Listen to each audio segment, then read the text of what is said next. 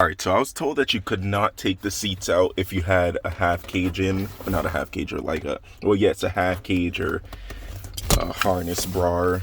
I mean, a harness, like a harness bar, whatever it's called. But you actually can, so you don't actually have to be able to collapse the seat all the way forward, just a little bit, because I just took this one out. I'm going to attempt to show you guys on the other one as soon as I get this out, so give me a second. Alright, so boom.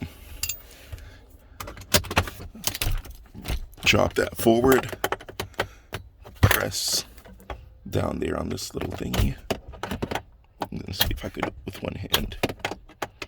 It's kind of hard to get with this thingy, but it's better with the screwdriver. But just press it back. And you lift out the seat. Boom, there you go. I just did it with one hand. Oh, don't fall back. But yeah, I just did it with one hand, as you guys just saw. So yes, it is possible. No, you don't have to take out your seats or your harness bar. You can do it. Thanks for watching.